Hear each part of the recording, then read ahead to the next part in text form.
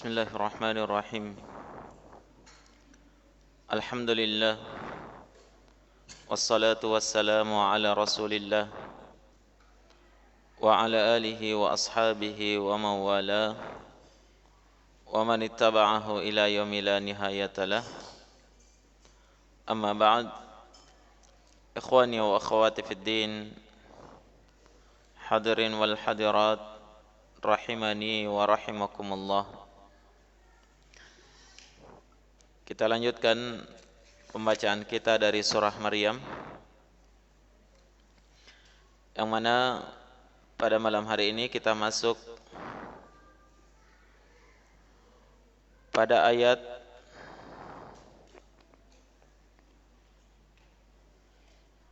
yang ke-20 ya.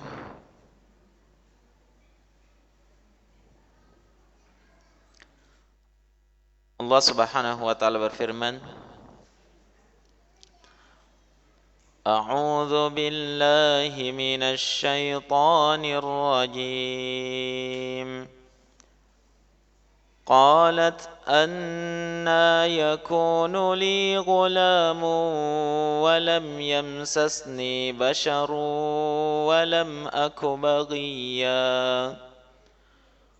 قال كذلك قال ربك هو علي هين ولنجعله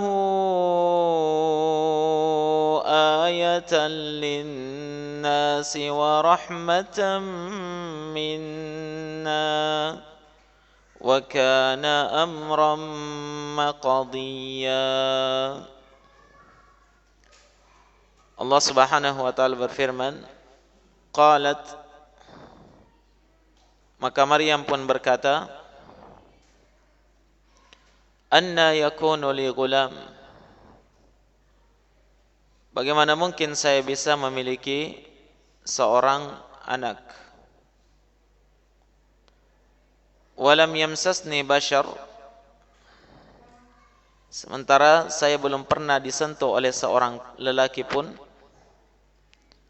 Walam aku baghiyya, dan saya bukanlah wanita baghaya, wanita pezina, pelacur.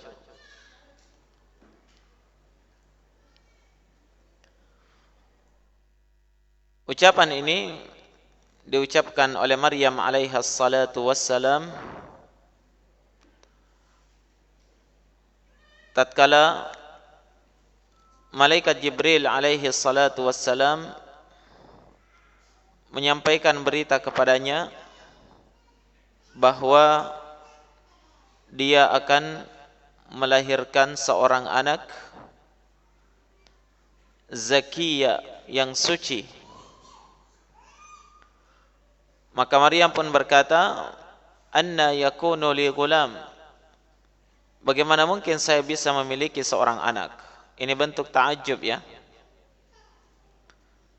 Namun perhatikan ikhwan, ta'ajubnya Maryam di sini ketika diberitakan akan melahirkan seorang anak, itu berbeda dengan ta'ajubnya Nabi Zakaria alaihi salatu wassalam ketika diberitakan engkau akan memiliki seorang putra. Kalau ta'ajubnya Nabi Zakaria kemarin itu bentuknya apa? Ta'ajub bentuk kagum dengan keputusan Allah. Kenapa kagum? Karena selama ini dia sendiri meminta terus agar dianugerahkan seorang putra yang akan mewarisinya. Nah, ketika Allah jawab permintaannya, maka tidak mungkin Nabi Zakaria heran. Tapi itu bentuknya ta'ajub, bentuk kagum akan kemampuan dan kodrat Allah. Bisa-bisanya dia bisa istrinya melahirkan, padahal istrinya divonis mandul, dia sendiri sudah tua renta. Kagum. Adapun ta'ajubnya Maryam di sini itu adalah ta'ajub bentuk apa? Heran. Anna yakunu li ghulam, Bagaimana mungkin saya bisa melahirkan seorang anak? Padahal walam yamsasni bashar, saya tidak pernah disentuh oleh seorang lelaki pun. Nah, kata para ulama ahli tafsir, belum disentuh oleh seorang lelaki maknanya di sini belum pernah menikah, belum pernah dinikahi oleh seorang lelaki pun. Walam aku baghiya, dan saya bukanlah wanita pezina. Syekh Abdurrahman bin Nasir As-Sa'di rahimahullah dalam tafsirnya beliau menyebutkan bahwa Maryam mempertanyakan hal tersebut. Mustahil dia bisa punya anak, ya, atau bagaimana mungkin dia bisa punya anak sementara dia tidak pernah menikah dan tidak pernah berzina. Karena dengan dua hal ini, kata Syekh, hanya dengan dua hal ini seorang itu bisa melahirkan anak. Jelas ya? Dari yang merupakan kebiasaan anak cucu Adam. Apakah dia menikah sehingga dia melahirkan anak? Atau kalau dia tidak pernah menikah dan dia melahirkan anak, artinya dia berzina. Tapi kedua perkara ini ternafikan dari Maryam. Maryam menolak, saya tidak pernah menikah. Saya juga bukan seorang wanita pezina. Nah, maka di sini ikhwani fillah, Maryam tidak menyadari akan besarnya qudrat dan kekuasaan Allah Subhanahu wa taala atas dirinya. Bahwasanya Allah Maha mampu atas segala-galanya. Ya.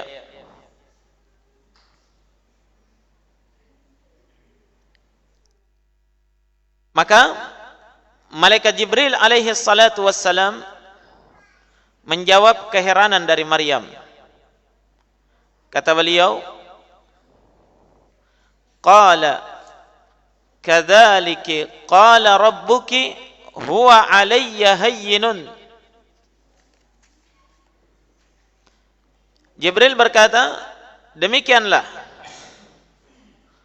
Rabbmu, Tuhanmu telah berfirman, wahai Maryam. Apa firman Allah? Huwa alayya hayyin. Perkara itu, urusan itu bagiku sangat mudah. Terjawab sudah. Apa yang mengganjal di hati Maryam? Merasa dirinya tidak mungkin melahirkan karena dia sendiri tidak pernah menikah dan tidak pernah berzina. Tapi Allah menetapkan, Allah langsung berfirman, huwa alayya hayyin. Itu sangat mudah bagi saya.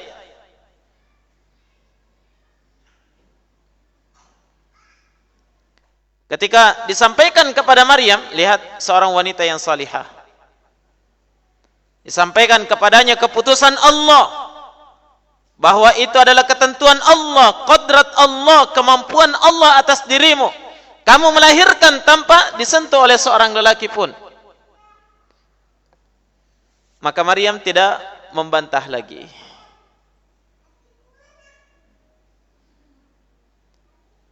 Dia pun menerima akan ketentuan dan takdir Allah Subhanahu wa taala terhadap dirinya. Terlebih lagi tatkala malaikat Jibril, tatkala Allah Subhanahu wa taala menjelaskan berikutnya alasannya kenapa dia harus melahirkan tanpa seorang suami. Nah,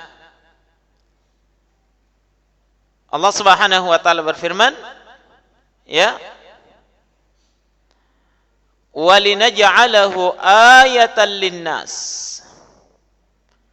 dan agar supaya kami bisa menjadikan anak yang kamu lahirkan nanti atau proses melahirkannya kamu ini adalah ayatan linnas, tanda kebesaran bagi manusia, tanda kebesaran Allah terhadap manusia. Wa rahmatan minna, Dan itu adalah bentuk kasih sayang kami terhadap manusia.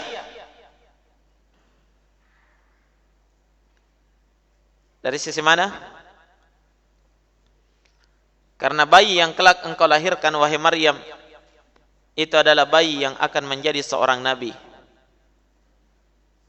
dari nabi-nabi Bani Israel, dan terutusnya seorang nabi dan rasul di tengah suatu kaum, itu adalah bentuk kasih sayang Allah terhadap kaum tersebut. Faham?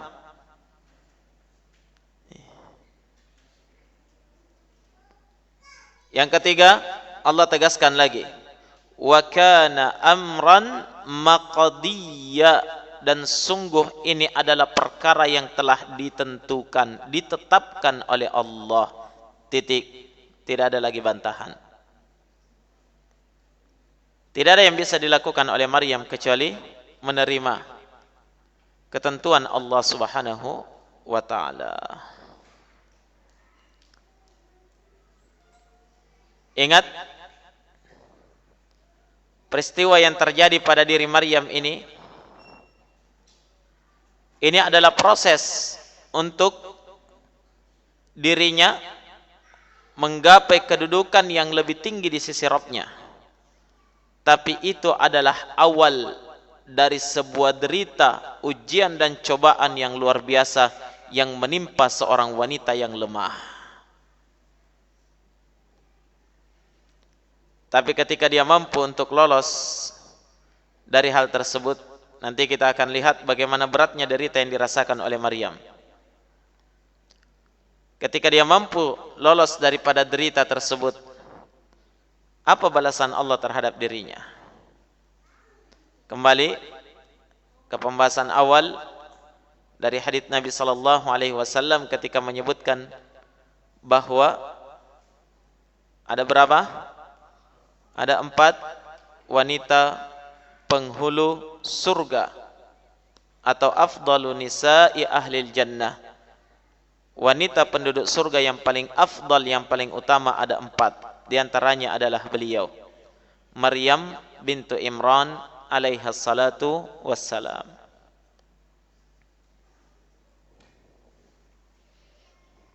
Nah,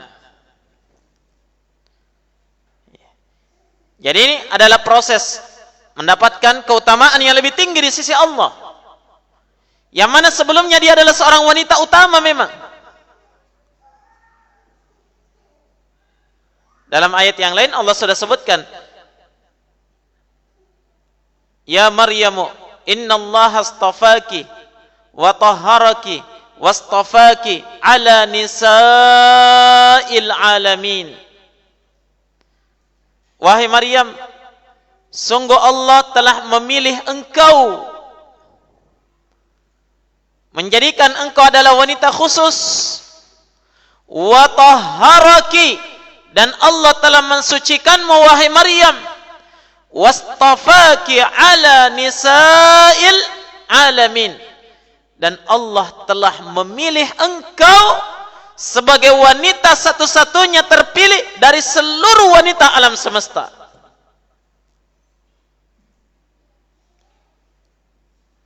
Memang sudah wanita pilihan. Terlebih lagi sejak lahir orang tuanya sudah menazarkan agar supaya anak ini berbakti kepada Allah di mana? Di Baitul Maqdis, beribadah kepada Allah, menjadi pelayan Baitul Maqdis. Nah, dikenal wanita yang salihah, dia sudah punya derajat tinggi di sisi Allah.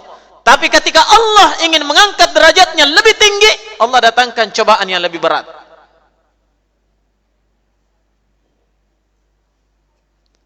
Dan demikianlah hakikat kehidupan manusia.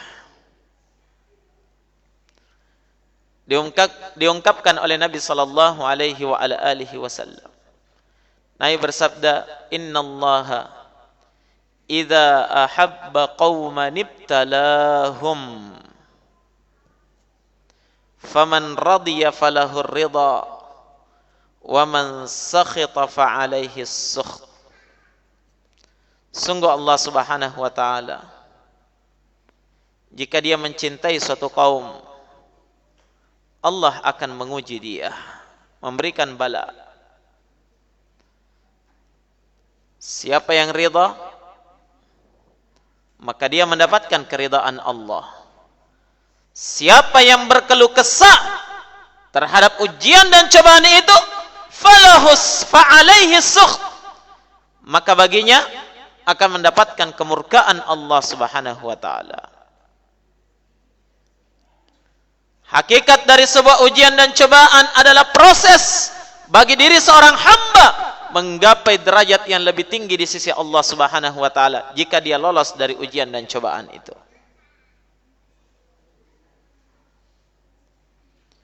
Nah, ini yang akan dirasakan oleh Maryam di sini. Tapi namanya dia adalah seorang wanita salihah, dididik oleh seorang nabi, ya. Tumbuh dan berkembang di rumah Allah, di Baitul Maqdis. Dia adalah seorang wanita yang benar-benar menerima takdir. Coba lihat ketika Allah sudah jelaskan kenapa dia harus melahirkan tanpa seorang suami, maka Maryam menerima. Bukan sekadar tanpa seorang suami, ya, tanpa disentuh oleh seorang lelaki pun. Kalau sekarang banyak orang melahirkan tanpa suami, tapi beda dengan Maryam, ya. Yang sampai ada yang melahirkan tanpa suami, kemudian dia mengatakan saya ini sama dengan Maryam, anak saya anak Tuhan, atau anak saya adalah ruh yang ditiupkan oleh Allah.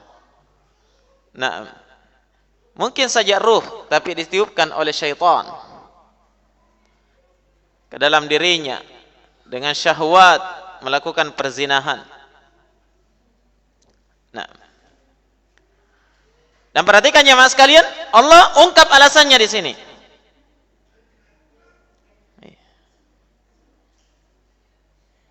Yang pertama, Maryam harus menerima bahwa apapun ketentuan Allah, apapun yang ingin dilaksanakan oleh Allah, itu mudah bagi Allah, tidak ada yang berat. Walaupun selama ini proses kelahiran seorang bayi itu melalui hubungan suami istri atau melalui hubungan perzinahan, ya, tapi ketika Allah ingin menjadikan seseorang melahirkan tanpa proses itu mudah bagi Allah. Jelas? Ini harus dipahami oleh Maryam dan dia terima. Yang kedua, Allah ungkap bahwa Allah ingin menjadikan proses kelahirannya Isa Al-Masih alaihi salatu wassalam seorang bayi suci. Allah katakan gulaman zakiyah, seorang bayi yang suci. Kenapa? Karena dia bukan bayi yang dihasilkan oleh sebuah perzinahan. Allah ingin menjadikan proses kelahiran Isa Al-Masih ini sebagai tanda kebesaran, kekuatan, kodrat, kehebatan dari Allah Subhanahu wa taala di hadapan seluruh hambanya. Nah, coba lihat ya, disebutkan oleh Imam Ibnu Katsir rahimahullah dalam tafsir beliau bahwa manusia dalam proses kelahirannya ke dalam kehidupan dunia itu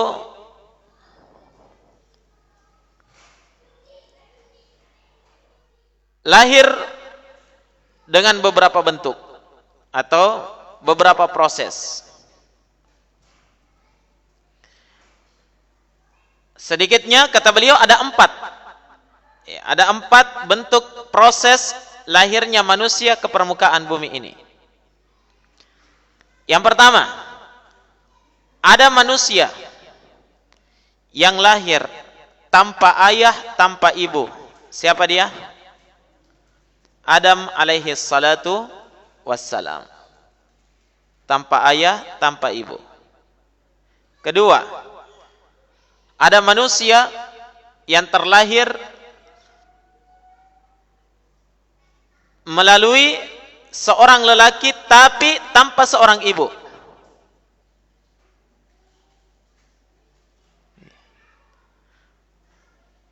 Prosesnya itu dari seorang lelaki tapi tanpa seorang ibu. Dia tercipta. Siapa dia? Hawa. Dia tercipta dari apa? Dari tulang sulbi Adam. Paham ya? Makanya Nabi bersabda, khuliqatil mar'atu min dil'. Seorang wanita itu dicipta dari tulang rusuk yang bengkok. Nah, baik. Yang ketiga, ada yang terlahir, tercipta dalam kehidupan dunia ini melalui seorang ibu tanpa ayah. Siapa dia? Isa alaihi salatu wassalam. Yang kita bahas proses kelahirannya ini. Yang keempat, ada orang yang tercipta dalam kehidupan dunia ini melalui proses hubungan ayah dan ibu. Inilah kebanyakan dari anak cucu Adam.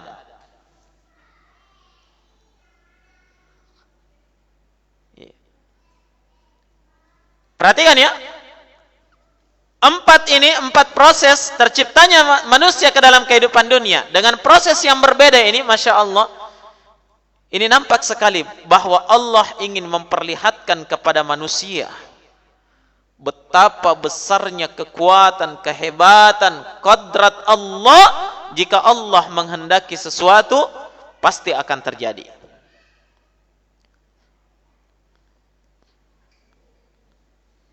Maka ketika Maryam mempertanyakan, bagaimana mungkin saya bisa melahirkan? Saya tidak pernah menikah, saya tidak pernah berzina. Apa jawaban Allah? Huwa alayya hayyin. Itu sangat mudah bagi saya, kata Allah.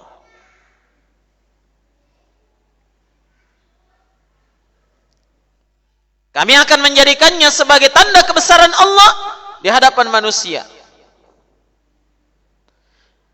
Dan sekaligus sebagai rahmat, bentuk kasih sayang Allah terhadap manusia ketika itu, terutama Bani Israel yang Nabi Isa diutus kepada mereka membawa wahyu, membawa kitab, bukan lagi kitab Taurat, tapi sudah membawa kitab yang baru, yaitu kitab Injil dengan syariat yang baru. Itu adalah rahmat Allah Subhanahu wa taala terhadap mereka. Dan Allah tegaskan yang terakhir, wa kana amram maqdiya, dan sungguh itu adalah perkara yang sudah ditetapkan, tidak akan bisa lagi berubah. Kamu wahai Maryam harus melahirkan tanpa proses hubungan suami istri. Itu adalah amran maqdiya, sesuatu yang sudah ditetapkan, tidak bisa berubah. Jangan membantah, selesai, terima sebagaimana ketetapan Allah.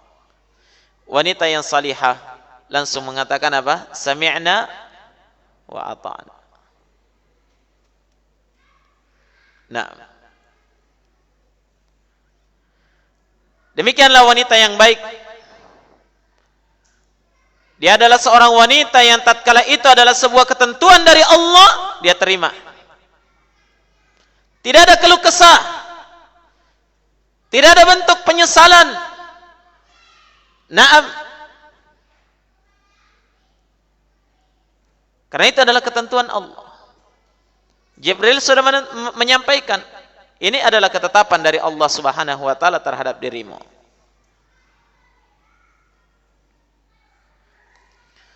Baik. Dan ingat ya, Maryam tetap seorang wanita yang suci. Tidak pernah disentuh oleh seorang lelaki pun. Dan dia adalah wanita yang benar-benar bukan hanya suci ya, tapi memang berusaha menjaga kesucian dirinya. Wa Maryam binata Imran allati ahsanat farjaha. Dan Maryam bintu Imran, dia adalah seorang wanita yang ahsanat. Ahsanat senantiasa berusaha menjaga kesucian farjaha, kemaluannya, menjaga kehormatannya. Dan dia dikenal sebagai wanita yang salihah, wanita yang suci, wanita yang tidak mengenal dunia luar kecuali hanya Baitul Maqdis, rumah Allah Subhanahu wa taala. Tayyib. Setelah Maryam dijumpai oleh malaikat Jibril, ditiupkan roh kepadanya. Walaupun ada beberapa riwayat yang menyebutkan bagaimana prosesnya, kenapa bisa tiba-tiba Maryam itu hamil. Ada yang mengatakan ditiupkan ke dalam janinnya, dalam rahimnya. Ada yang mengatakan ditiupkan melalui kemaluannya dan seterusnya. Tapi semua itu adalah pendapat-pendapat yang tidak berdasarkan di atas dalil yang kuat. Yang jelas kita yakini Jibril meniupkan roh. Bagaimana kefianya Allahu a'lam. Jibril meniupkan roh sehingga Maryam pun hamil. Allah Subhanahu wa taala berfirman pada ayat berikutnya, فَحَمَلَتْهُ فَانْتَبَذَتْ بِهِ مَكَانًا قَصِيًّا فَأَجَاءَهَا الْمَخَاضُ إِلَى جِذْعِ النَّخْلَةِ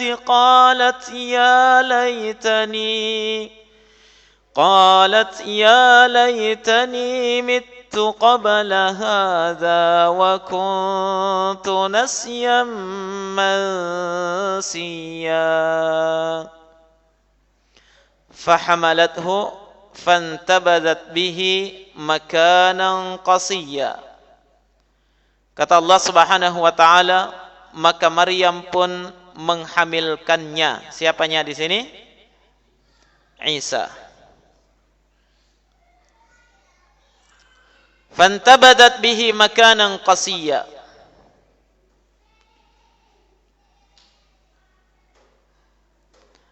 Baik. Perhatikan di sini ikhwah wal akhwat rahimani wa rahimakumullah. Tidak dapat kita bayangkan tekanan batin apa yang dirasakan oleh Maryam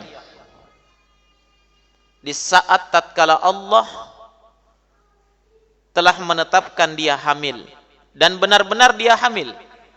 Allah katakan fahamalathu, Maryam pun menghamilkannya. Ya. Pasti yang nampak dalam benak Maryam, alasan apa yang harus saya ungkapkan kepada kaumku tatkala mereka mengetahui saya hamil? Ya kan? Saya sampaikan 1000 alasan pun tidak mungkin mereka percaya. Karena ini adalah perkara yang di luar nalar manusia. Di luar kebiasaan. Nah,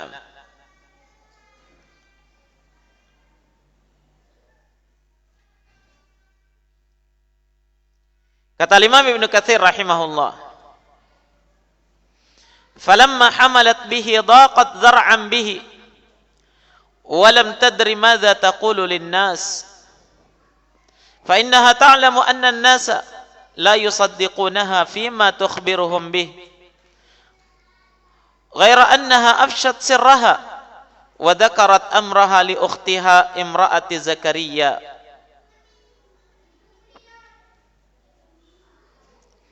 Maka tatkala Maryam itu hamil, daqat bihi dhar'a, semakin sempit perasaannya. Apalagi semakin bertambah hari, perutnya semakin buncit, semakin sulit lagi untuk disembunyikan. Ya. Dan dia tidak mengetahui lagi alasan apa yang harus dia kemukakan, apa yang harus dia katakan kepada manusia. Sungguh Maryam benar-benar tahu bahwa manusia itu tidak akan membenarkan dirinya walaupun dia menyampaikan kabar tentang kenapa dia bisa hamil. Walaupun dia sebutkan kronologisnya, ya, saya didatangi oleh malaikat Jibril, dia katakan begini dan begitu, tambah tidak percaya orang. Siapa saksimu? Tidak ada, cuma berdua dengan malaikat Jibril. Apalagi tidak ada CCTV. Seandainya pun ada CCTV, malaikat Jibril insya Allah tidak akan kena CCTV.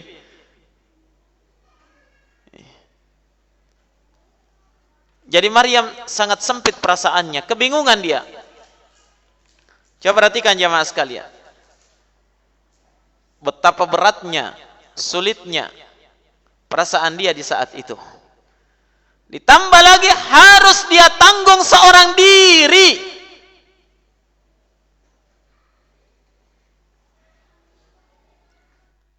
Mau curhat kemana? Ya.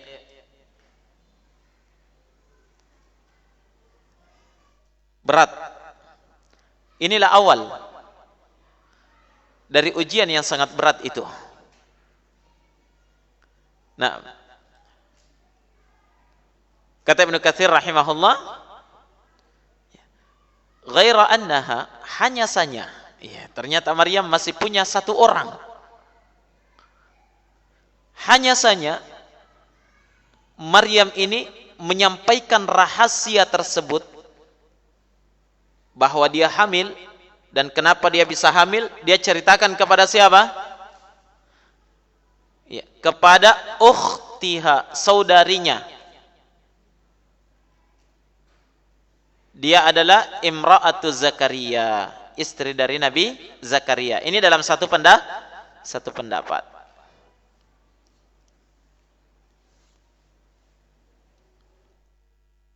Hanya itu yang bisa dia lakukan. Dan dia yakin hanya wanita ini yang bisa percaya dengan apa yang diberitakan itu. Kenapa? Dia adalah istri seorang nabi. Terlebih lagi Zakaria selalu mendapatkan keanehan, keajaiban setiap kali dia masuk ke mihrabnya Maryam. Seperti yang sudah dijelaskan kemarin, iya. Sering dapat apa di situ? Mas, pisangnya. Buah ya? Ya, buah yang ketika dia di musim dingin, ya, yang ada di situ buah-buahan di musim panas. Ketika musim panas tiba, yang ada di sisi Maryam adalah buah-buahan musim dingin. Tidak tahu siapa yang bawa. Ketika Maryam ditanya, dia hanya mengatakan, huwa min indillah, itu datang dari Allah.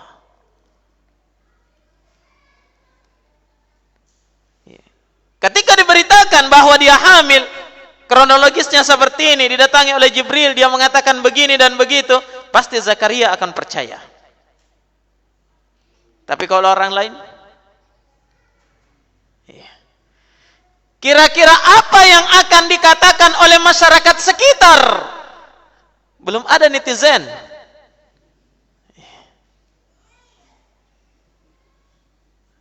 Masyarakat sekitar ini, apa yang mereka ucapkan? Ditambah lagi, tatkala dia adalah seorang wanita yang dikenal salihah, ahli ibadah, masa berzina, masa hamil, tidak ada suaminya.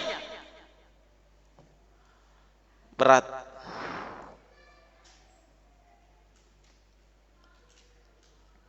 Untungnya Maryam masih punya satu orang ya. Dia bisa sampaikan permasalahannya kepadanya.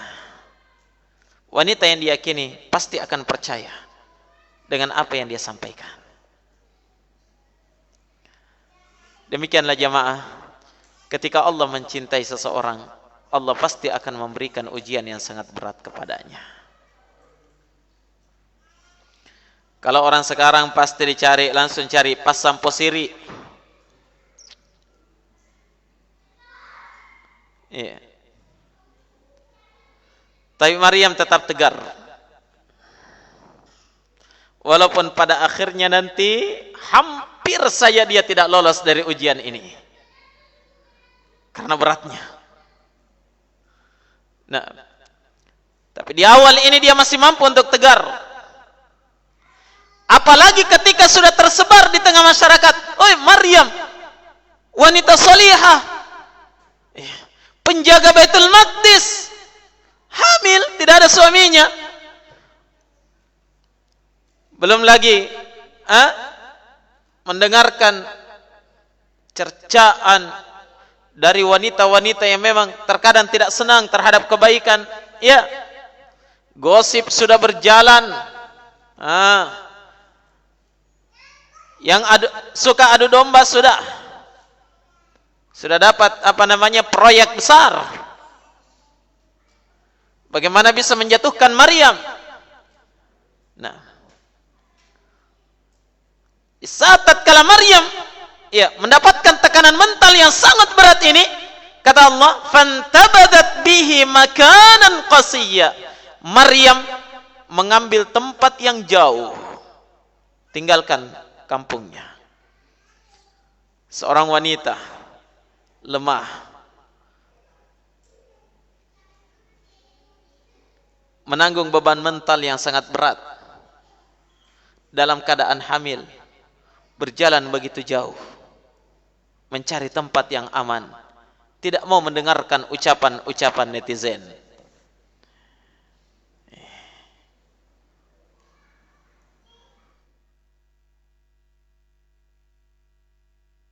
Dia ingin menenangkan dirinya, fokus dalam ibadah, fokus dalam membesarkan janinnya. Ya, fantabadat bihi makanan qasiyya. Maka dia pun mencari tempat yang jauh.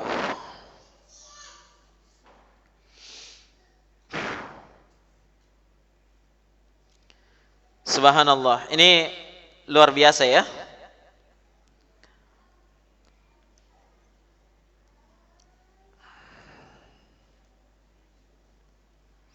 Ada beberapa penafsiran para ulama menyebutkan makanan qasiyya, tempat yang jauh ini di mana jauhnya. Ada yang menyebutkan dia meninggalkan Baitul Maqdis sekitar 90 mil ke arah Mesir. Dari Syam ke Mesir sekitar 90 mil perjalanan. Kalau mil yang kita kenal sekarang, 1 mil itu berapa? 80 kilo ya? Berapa? Mana Pak Polisi ini? 1.600 kilo? 600 meter, jadi berapa itu? 1,6 kilo. Kalau 90 kilo, lumayan juga ya. 90 mil. Tayyib, Masya Allah. Ada yang menyebutkan seperti itu, Allahu a'lam akan kebenarannya. Ya, ada juga yang menyebutkan bahwa dia mengambil tempat yang tersembunyi masih dekat dengan Baitul Maqdis. Allahu a'lam. Itu pendapat-pendapat yang tidak jelas. Yang jelas di sini dikatakan bahwa Maryam itu mengambil tempat untuk menyendiri. Tidak mau mendengarkan ucapan-ucapan orang. Ini pelajaran penting jamaah sekalian. Di saat tatkala fitnah melanda, terkadang menyendiri itu lebih baik. Terkadang diam itu lebih baik daripada kita harus berbicara. Dan Nabi sallallahu alaihi wasallam beliau sendiri menyampaikan kepada kita seluruhnya umatnya, satakunu fitanun al-qa'idu fiha khairun minal qa'im wal qa'imu fiha khairun minal mashi wal mashiyu fiha khairun minas sa'i. Kata Nabi, akan datang suatu fitnah, ujian yang sangat berat. Terlebih lagi fitnah tentang perselisihan manusia. Al-qa'idu fiha, yang duduk di masa fitnah itu lebih baik daripada yang berdiri. Yang berdiri lebih baik daripada orang yang berjalan. Yang berjalan lebih baik daripada orang yang berlari kecil. Artinya apa? Diam di masa fitnah itu lebih selamat. Tidak bergampangan ikut-ikutan di masa fitnah itu lebih baik dan lebih selamat bagi agama, akidah, dan kehidupan keduniaan seseorang. Kalau ada orang ketika ada fitnah yang datang, perselisihan, keributan, naam, terjadi, dia yang paling depan. Kalau perlu dia yang pegang toa. Wah, ini bahaya ini. Walaupun terkadang harus buka puasa di siang hari bulan Ramadan, yang penting dia yang paling depan.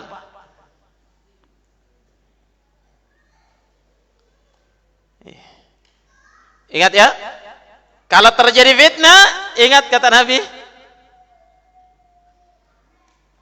diam lebih baik.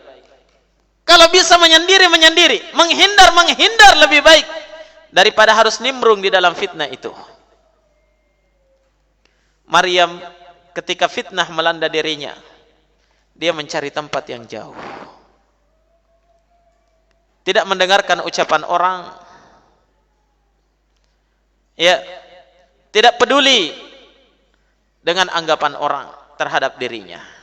Karena beliau tahu, dijelaskan pun belum tentu mau percaya. Iya kan? Iya. Terlebih lagi di hadapan orang-orang yang memang sudah benci dengan agama, benci dengan orang-orang solih, ya.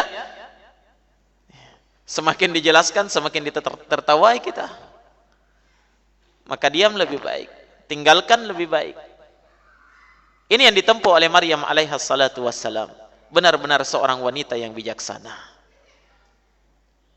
Wajar kalau Nabi menobatkan beliau salah seorang daripada wanita penghulu dari wanita-wanita penduduk surga.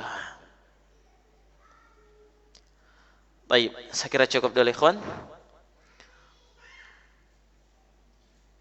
Besok insyaallah kita lanjut lihat bagaimana proses ya derita yang dirasakan oleh Maryam yang semakin hari semakin berat. Baik, tapi itu hakikatnya adalah proses untuk mendapatkan suatu kemuliaan di sisi Allah Subhanahu wa taala. Wallahu taala a'lam. Baik, kita jawab satu pertanyaan yang masuk.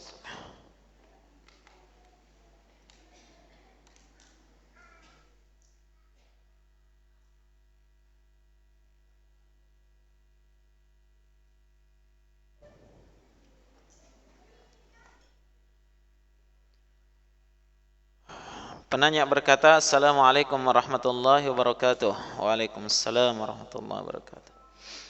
Tabe Ustaz, saya pernah disampaikan bahwa kalau bayar zakat fitrah itu afdalnya beras yang baik dan bersih.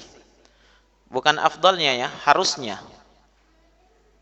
Nah, harusnya beras atau bahan makanan pokok di daerah tersebut.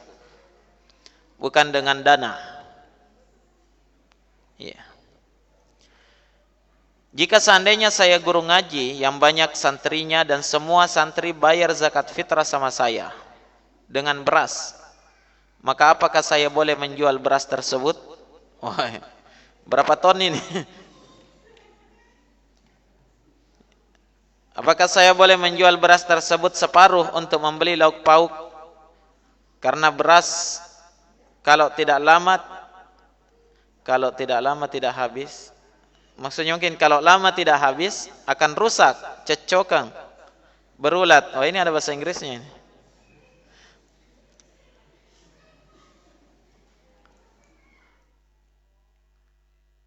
Pemerintah telah memberikan aturan pembayaran zakat fitrah dengan uang sesuai dengan ketentuan. Apakah membayar zakat fitrah dengan uang termasuk tidak afdal? Tolong penjelasannya Ustaz. Oh iya, pertanyaan lain ini ya. Baik, untuk yang pertama, apakah boleh dia menjual? Ya, kalau dia memang termasuk fakir dan miskin. Ya. Jadi dia menerima zakat fitrah dari santri-santrinya karena dia fakir dan miskin, bukan karena dia guru ngaji. Paham ya?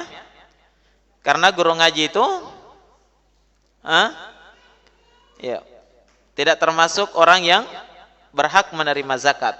Tapi kalau dia guru ngaji dan memang fakir atau miskin, ya, maka dia berhak mendapatkan zakat. Anggaplah dia fakir atau miskin, terima zakat banyak, 2 ton, numpuk ya. Ya, gimana ini? Semuanya beras, tidak ada lauknya. Ya. Apakah boleh dia menjual sebagian beras untuk beli lauk? Boleh saja insyaallah. Kenapa? Karena dia sudah penerima. Ya. Terserah dia mau apakan, mau dijual, mau dimakan, mau di ini, itu haknya dia. Jelas ya? Ya. Yang tidak boleh menjual adalah amil. Dia ambil zakat, misalnya dia menerima zakatnya orang, beras ya, terkumpul sekian ton. Ini mau dibagikan dalam waktu 2 malam misalnya, wah setengah mati nih. Ya. Sisa dilelang saja kepada pedagang beras, ambil berapa juta harganya, nanti uangnya baru dibagi. Nah, ini yang tidak boleh. Faham? Karena dia bukan penerima. Tapi kalau sudah di tangan penerima, maka boleh saja dia mau apakan. Dia mau sedekahkan kembali juga boleh, ya kan? Ya. Sebagaimana dalam hadis Barirah ya, seorang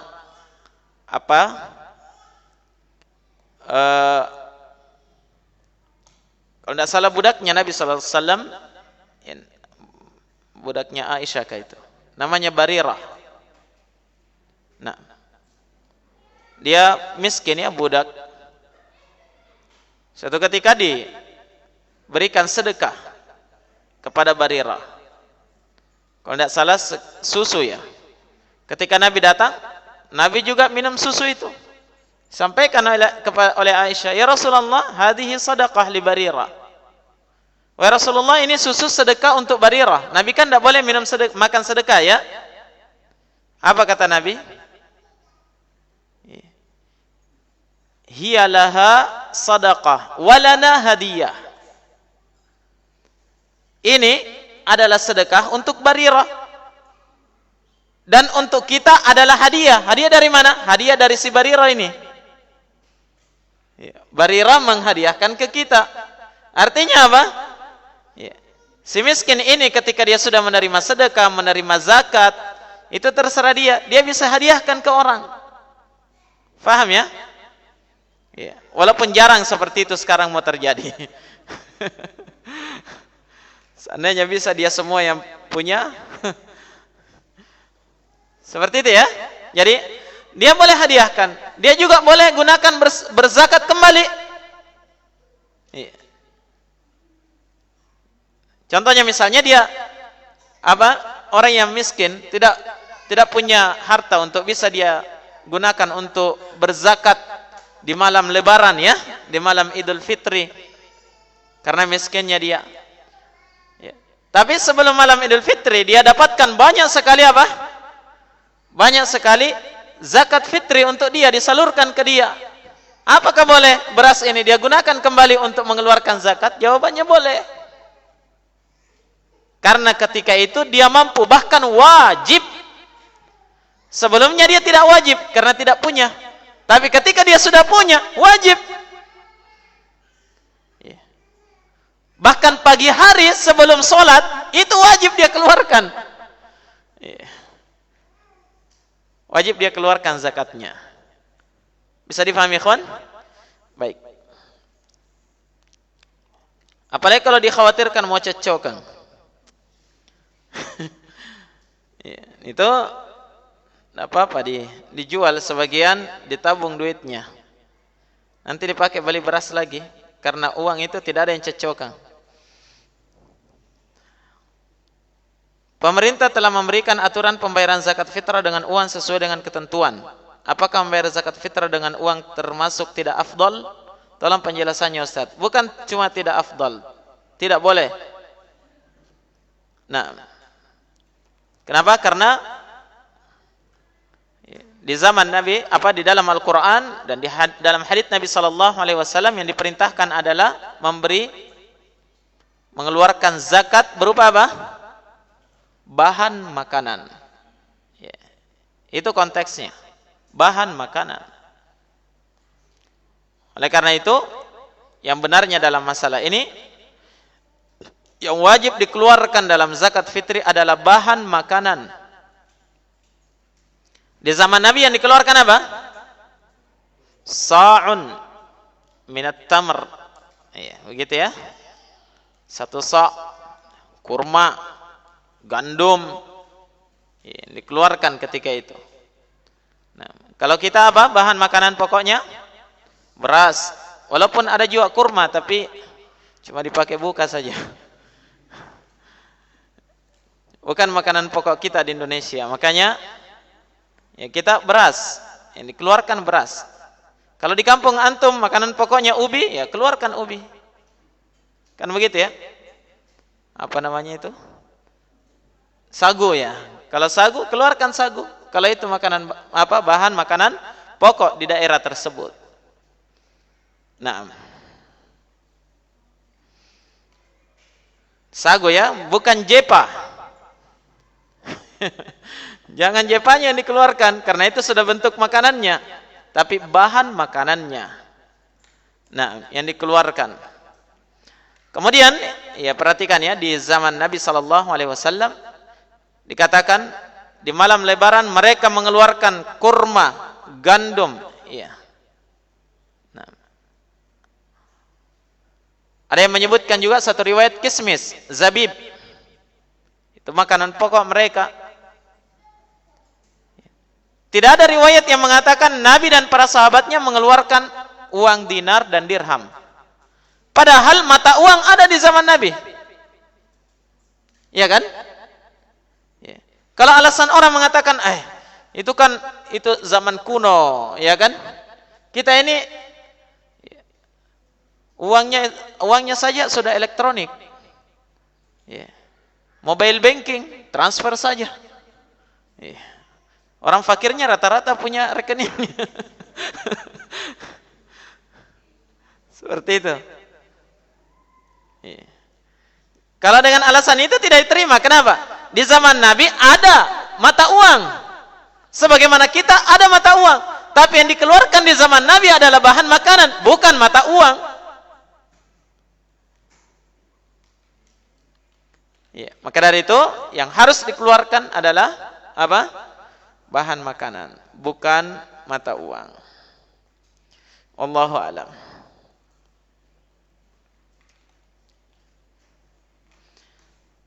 Baik, sekira cukup ikhwan. Jazakumullahu khairan wa barakallahu fikum.